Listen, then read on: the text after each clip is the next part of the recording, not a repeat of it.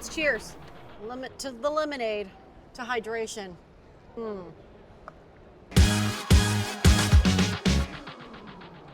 So this watch, you were telling me, it's from high school, which is adorable. It is.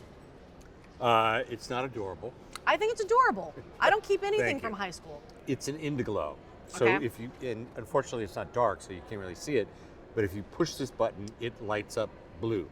It's for two reasons. One, which is I wake up in the middle of the night, never know whether or not it's time to get up or it's time to go back to sleep. Or time to go out and fight crime.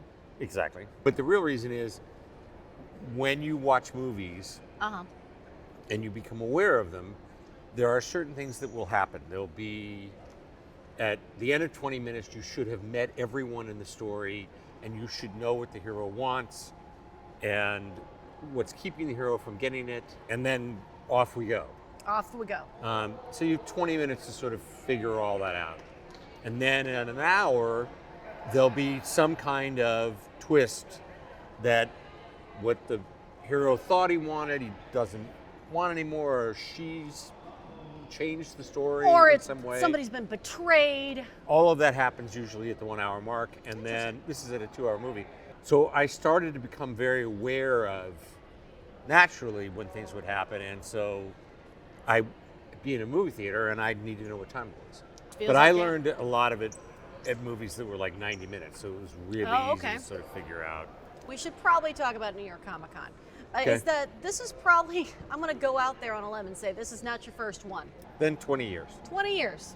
Yes. 20 years. But I came here in different guises. So first level is you come to find work. You know, the second phase was then you become panel guy. Okay. And so you're out promoting either your comic or your television show or whatever it is that you're doing here. But then when I went to Marvel, which was 11 years ago, it just depended on how many shows we had. Okay. Yeah. No, because at one point you had like what, 5, 6, 8? Well, we had 16 total, but at one given year, about 5. would Okay. be it. And one of my favorite memories was we announced the Defenders, and so Charlie Cox came, and Kristen Ritter came, and Mike Coulter came. John Bernthal came out at the beginning, and then at the very end, we said, we can't do this show without a villain. And we brought out Sigourney Weaver, and it just blew the roof off. And then we just said goodnight. Wow. She was like, so we're gonna have a Q&A, and I was like, no, you're just gonna come out and wave, and then we're gonna say goodbye.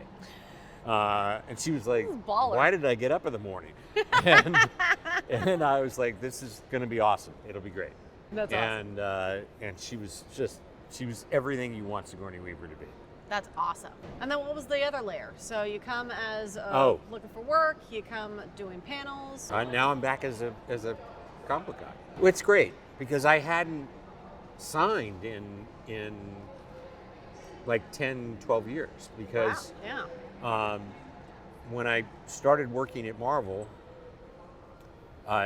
they have a very strange rule, which is you can't have 2 jobs. Couldn't write. I could not write while I was Executive producer. the head of Marvel Marvel Television. Yeah. Cheers, Jeff. Cheers. Thank you so much. Thanks. And welcome to the show.